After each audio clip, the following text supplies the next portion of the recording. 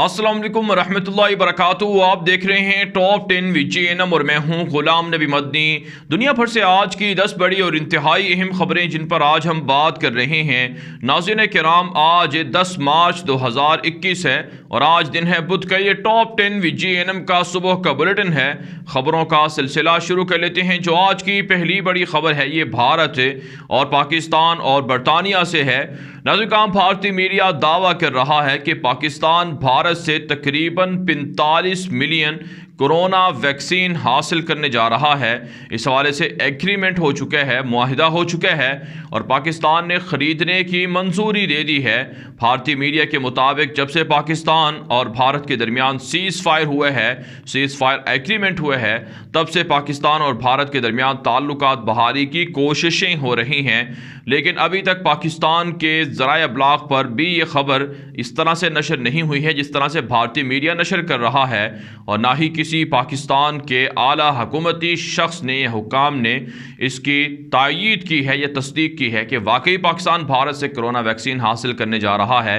लेकिन बहरहाल ऐसी काम अगर वाकई ये खबर दुरुस्त है तो पाकिस्तान को इस हवाले से हसास रहना होगा, क्योंकि भारत ने जब भी इस तरह की खबरें चलाई हैं तो इससे पाकिस्तान के खिलाफ साजिशें बड़ी हैं।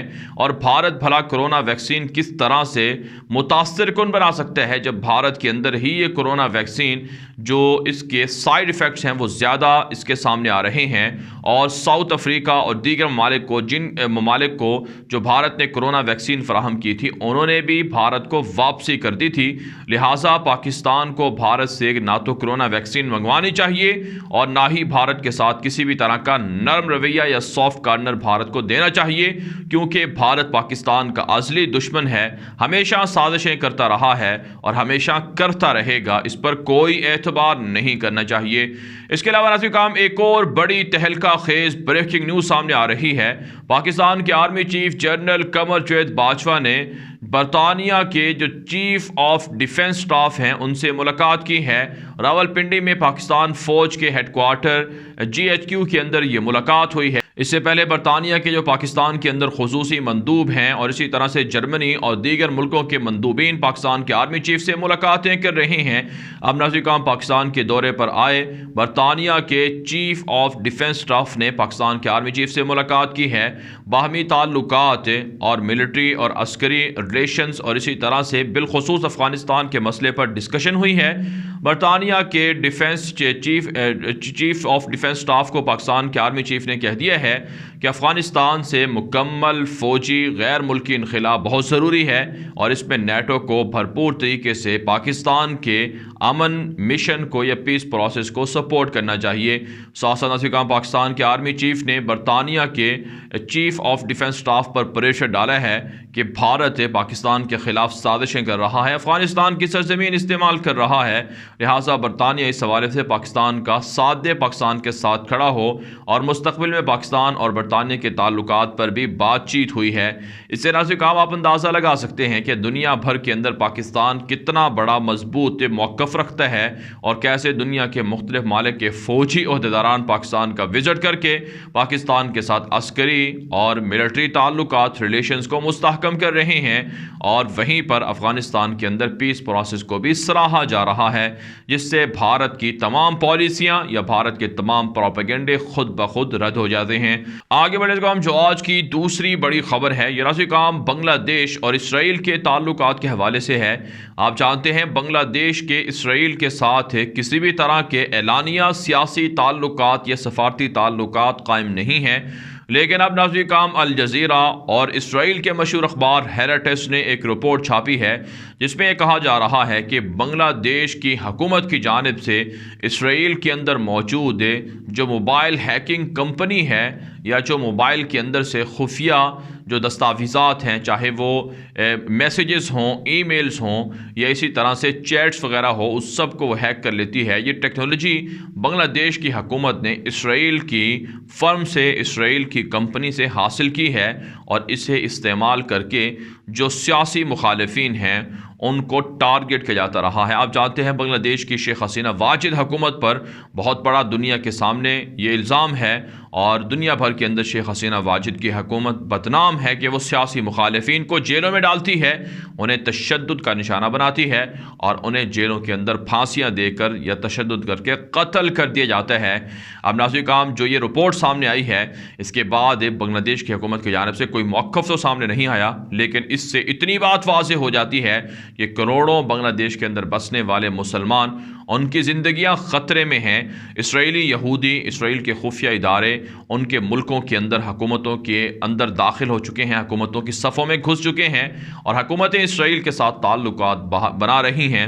लिहाजा बांग्लादेश की अवाम को इस हवाले से हसास रहना चाहिए और आगाह रहना चाहिए और अपनी हुकूमत के ख़िलाफ़ एहतजाज और प्रेशर करना चाहिए कि वह इसराइल को तस्लीम ना करे और ना ही इसराइली टेक्नोलॉजीज़ को इस्तेमाल करके मुखालिफिन को निशाना बनाया जाए। साथ साथ काम इससे दुनिया के अंदर दीगर जो ममालिक के मुसलमान हैं उन्हें भी हसास रहना चाहिए कि किस तरह से इसराइल के यहूदी उनके मुल्कों में दाखिल होकर मुसलमानों को टारगेट कर रहे हैं। आगे बढ़े काम जो आज की तीसरी बड़ी खबर है, ये नाज़रीन काम भारत से है।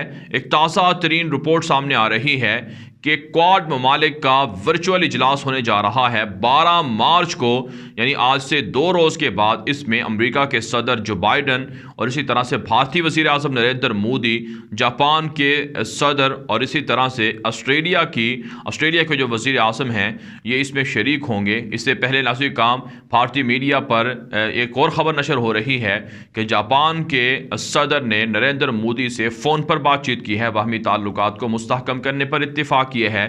भारतीय मीडिया दावा कर रहा है कि ये जो क्वाड ममालिक की मीटिंग है ये दरअसल चाइना और पाकिस्तान और रशिया के ख़िलाफ़ की जा रही है, क्योंकि चाइना भारतीय इलाकों पर और इसी तरह से जापान के साथ साउथ चाइना समंदर के अंदर कब्ज़ा कर रहा है और तमाम खित्ते के ममालिक को प्रेशराइज़ कर रहा है।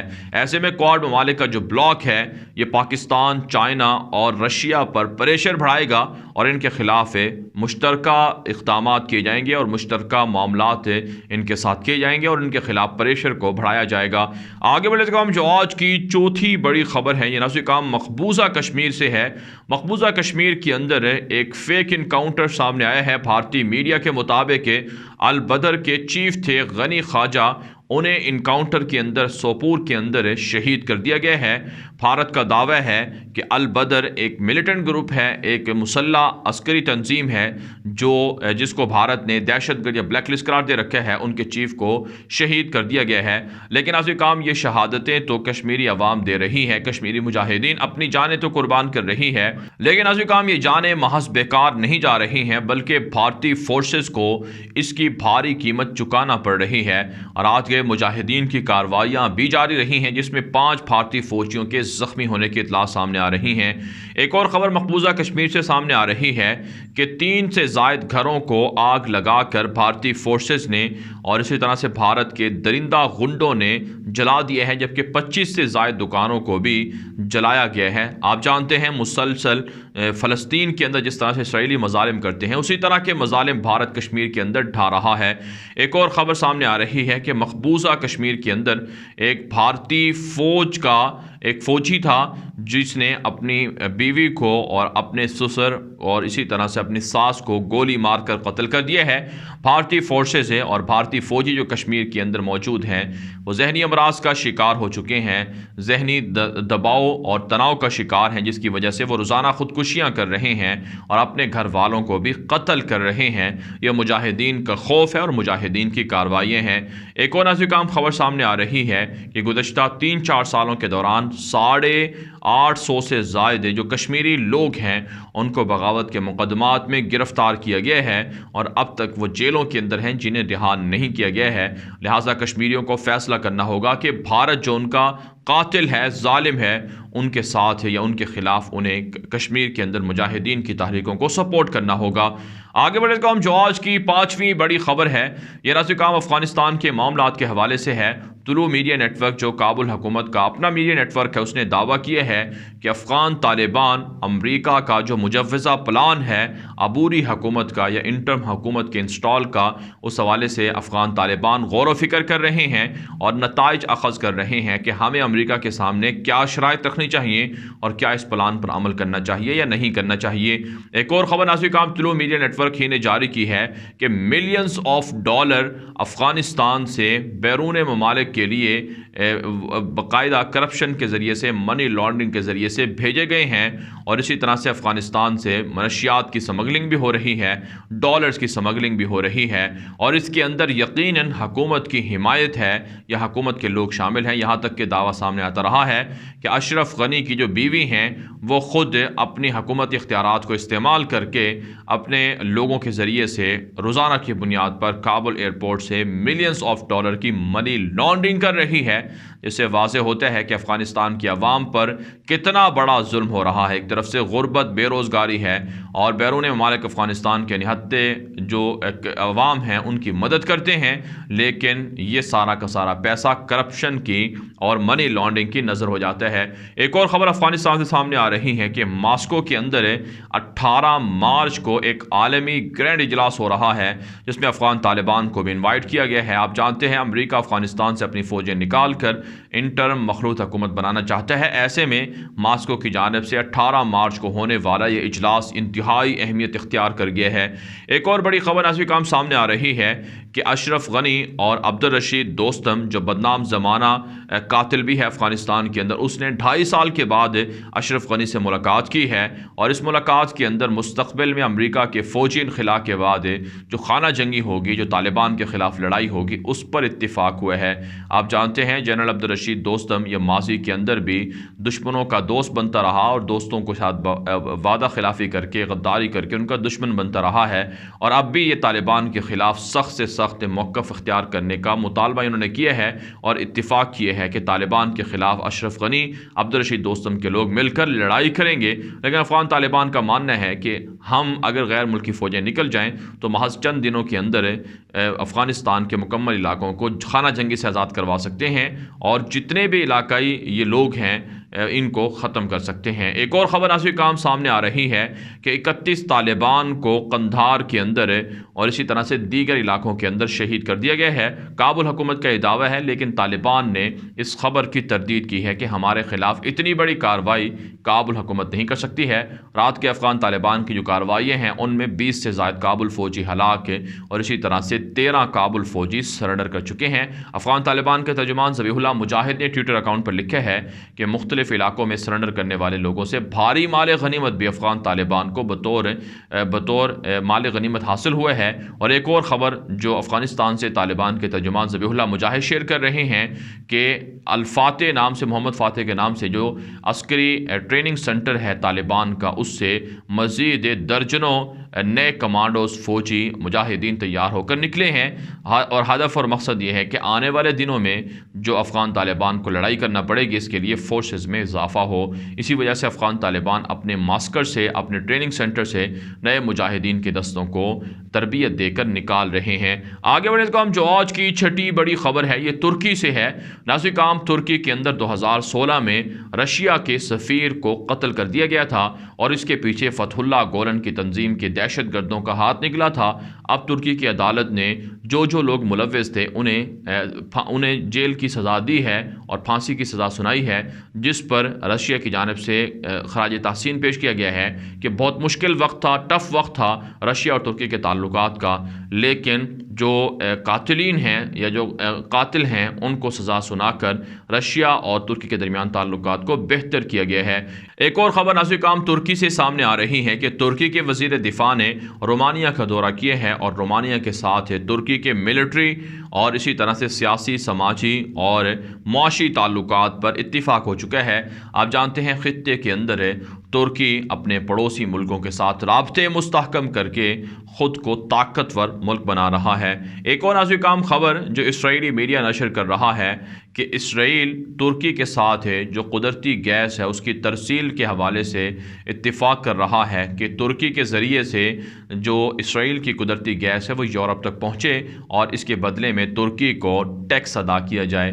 और साथ साथ नाज़ुक काम आप जानते हैं तुर्की और इसराइल के दरमियान बहर मुतवस्सत में जो गैस के ज़खायर हैं उन पर भी शदीद इख्तिलाफ़ है और बाहमी ताउन के ज़रिए से और बाहमी मुज़ाकरात के ज़रिए से इख्तिलाफ़ को दूर करने पर इत्तिफ़ाक़ हो रहा है। आगे बढ़े काम जो आज की 7वीं बड़ी खबर है ये नाज़ुक काम उर्दन से और इसी तरह से शाम से और ईरान और यमन और सऊदी अरब से है।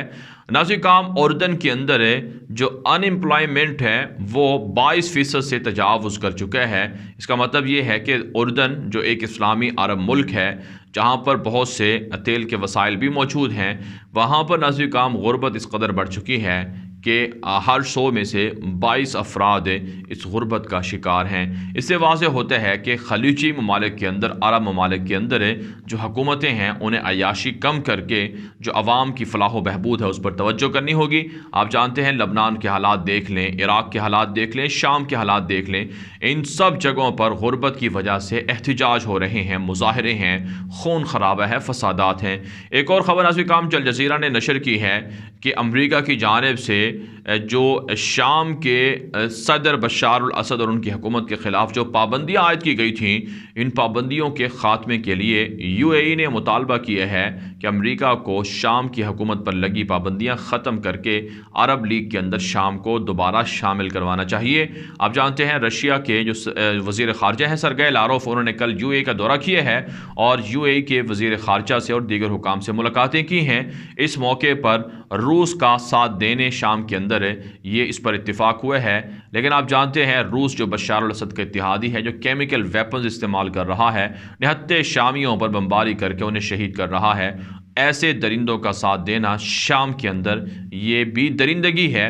लिहाजा मुत्तहिदा अरब इमारात को शाम के अंदर बशार अल असद की हुकूमत की बहाली या उसे अरब लीग में शामिल करने के हवाले से तजावीज़ या मुतालबात करना ये बिल्कुल क़तन दुरुस्त नहीं है। यही वजह नाज़ुक काम अब अमरीका की जानिब से ये और इसी तरह से दीगर ममालिक की जानिब से कह दिया गया है कि शाम के बशार अल असद को किसी भी सूरत ताल्लुकात बहाली के लिए उनकी हुकूमत को तस्लीम नहीं किया जाएगा जब तक कि वो पुरअमन तरीके से इक़्तिदार को मुंतकिल ना कर दे।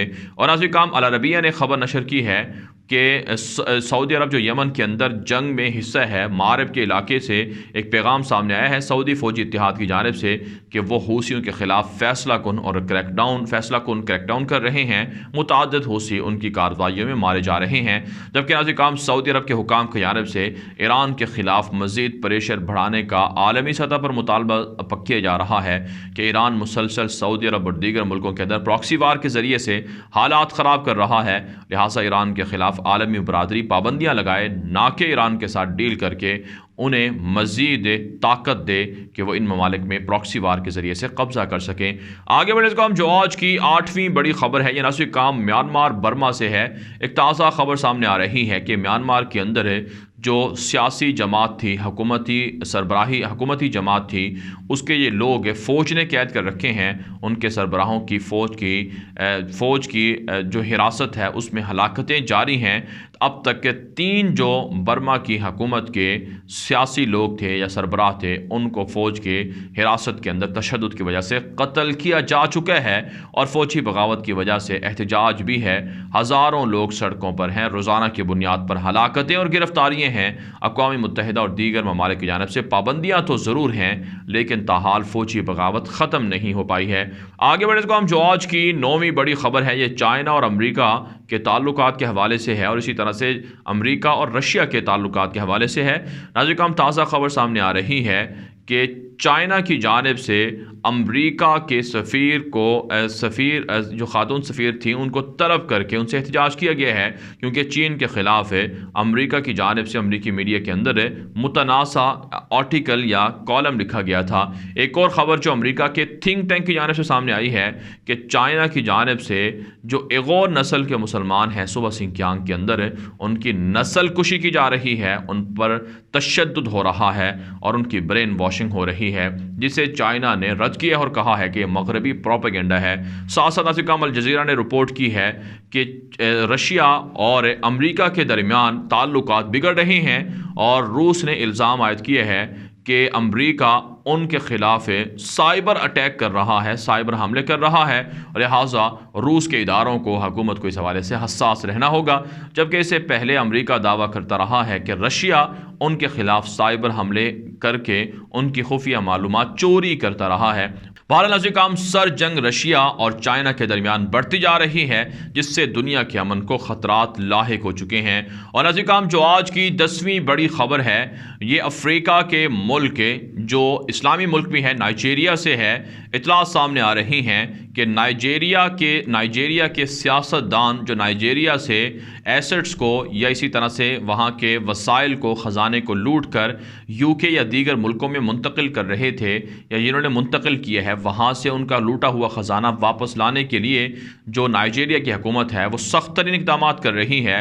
और यूके से तकरीबन $5.8 मिलियन जो लूटा हुआ ख़जाना था उसे वापस नाइजीरिया मुंतकिल कर दिया गया है।